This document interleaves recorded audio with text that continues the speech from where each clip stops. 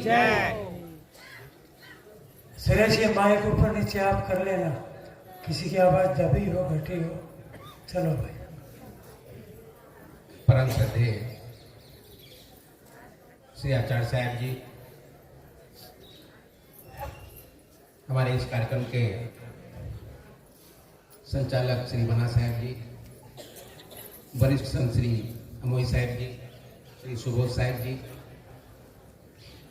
एवं अन्य सभी संत महात्मा जन, सत्संग प्रेमी सज्जनों, श्रद्धा मूर्ति माताओं, बहनों एवं प्यारे बच्चों, सदगुरु श्री पूरन साहब जी के इस गद्दी संस्था में आप सबका हार्दिक स्वागत है। आप सब बहुत देर से संत महात्माओं के मुखारबिंद से अमृत वचन श्रवण कर रहे थे। आपकी सेवा के लिए मुझे अवसर मिला है, थोड़ी देर में प्रयास करता हूं। साहब थोड़ा प्रयास को रोकना, कारण है कि गुरु हमको ठोक रहे हैं, संत जन हमको ठोक रहे हैं। क्यों? इसलिए ठोक रहे हैं कि तुम जग जाओ। अनादि काल से आज तक हमको लोगों ने लूटा है, लोभ दे करके और भयभीत करके। आप सबको पता है कि ये बुरहानपुर की बात नहीं और वो लुटेरे कबीर पंथों की बात नहीं, बाकी सभी कबीर पंथ बेचारा बहुत गरीब है। आप सबको यहां देख करके पता चलता होगा क्यों गरीब है। गरीब इसलिए है कि हम आपको लोभ नहीं देते कि तुम हमको 1 रुपया दोगे तो तुमको 1 करोड़ मिलेगा। यहां इस मंच से ऐसे उपदेश नहीं दिया जाता है। फिर इसके बाद यह भी नहीं कहा जाता कि तुम 1 रुपया दान नहीं दोगे तो तुम नरक में जाओगे, ऐसा भी नहीं कहा जाता। तो आप भला क्यों दोगे? देने की इच्छा नहीं होती, ना आपको लोभी बनाया जाता, ना आपको भयभीत किया जाता, इसलिए आप देते भी नहीं हो। बात सही है कि नहीं है? बिल्कुल देने की इच्छा आपके भीतर नहीं होती, लेकिन देना चाहिए। दया, दान और परोपकार ये मनुष्य के 3 प्रमुख कर्म हैं। अगर आप नहीं करोगे तो क्या गाय भैंस बकरी करेगी? क्या कि मक्खी मच्छर करेंगे? कि सांप बिच्छू करेंगे? मात्र मनुष्य कर सकता है क्या? क्या? दया। दया धर्म का मूल है, पाप मूल अभिमान। तुलसी दया न छाड़िए जब लग घट में प्राण। जब तक आप जिंदा हो देने की कोशिश करो। आप दोगे, हम लोग भी बढ़िया मस्त रहेंगे, बढ़िया कपड़ा पहनेंगे, बढ़िया जूता पहनेंगे। हमारे महात्मा लोग देख लो कैसे हैं, कैसे खा रहे हैं, कैसे जी रहे हैं, वो आप लोगों के कारण। आप लोग बहुत रगड़ करके नोट चढ़ाते हो।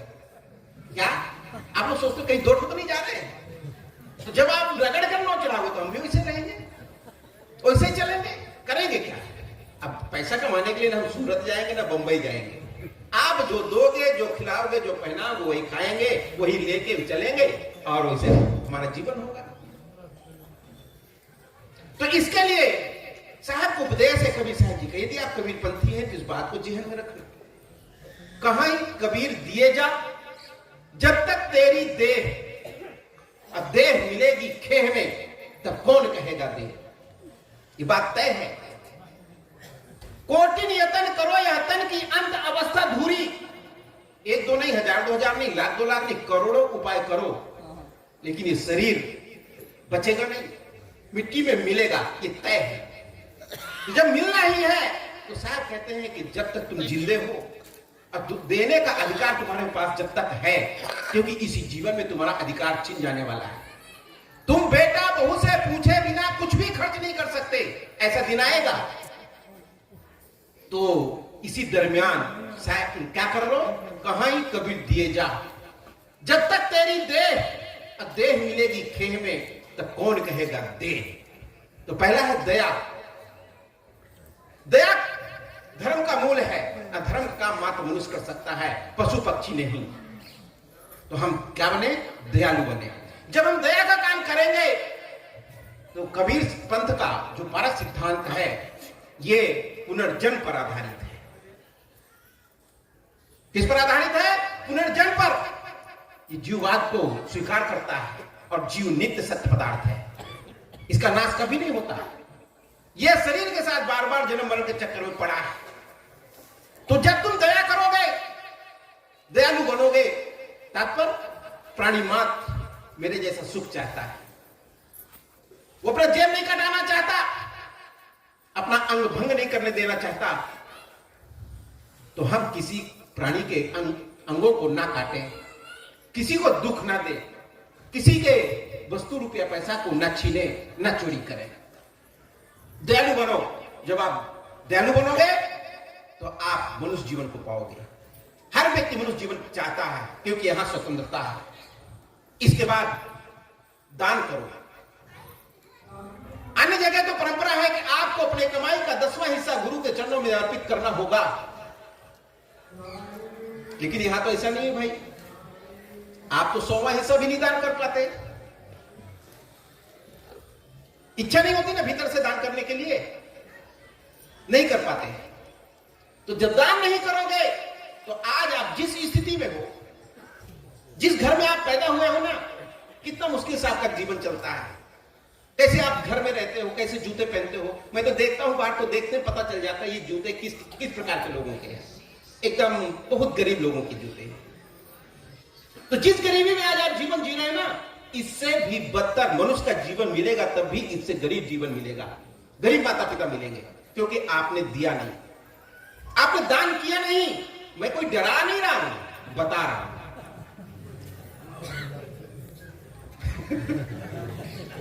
तो मुझे नहीं देना, साहब लोग देना, आश्रम में देना, कोई बात नहीं। हमारा तो प्रारब्ध जैसा होगा। सदगुरु काशी साहब जी कहे हैं, क्या कहे हैं? अन्न वस्त्र प्रारब्ध सो मिली है, अब याचक फिर होना क्या रे। अगर मेरा आपके पास जमा होगा तो आप झक मार करके दोगे, और नहीं दोगे तब भी देना पड़ेगा। मुझे नहीं देगा और दोगे जरूर। तो दान करो। इसके बाद परोपकार की बात आती है। पहला सुख निरोगी काया, हर व्यक्ति स्वस्थ रहना चाहता है। ये बचपना में और जवानी में इसका पता नहीं चलता कि मनुष्य को स्वस्थ कैसे रहना चाहिए, लेकिन जैसे जैसे बुढ़ापे की ओर जाता है तो फिर कहता है कौन सा च्यवनप्राश खाऊं, काजू खाऊं कि किशमिश खाऊं कि मुनक्का खाऊं, कौन टाइम निकलूं। ये बुढ़ापे में 60 साल की जब आदमी ऊपर जाता है ना, तो वो स्वस्थ रहना चाहता है, जवान होना चाहता है। तो हर आदमी की आकांक्षा है, हर प्राणी चाहता है कि हमारा जीवन सुखी कब होगा, जब हम स्वस्थ रहेंगे तब। तो यदि सबको स्वस्थ रहना है तो परोपकार की भावना हमारे भीतर पनपनी चाहिए। परोपकार का तात्पर्य होता है कि नेकी कर दरिया में डाल, नेकी कर दरिया में डाल। मनुष्य का ही नहीं, प्राणी मात्र का सहयोग करो। यदि वो दुख में है उसे दुख से बचाने का प्रयास करो, जहां तक आपके पास सामर्थ्य है। तो परोपकारी बनो।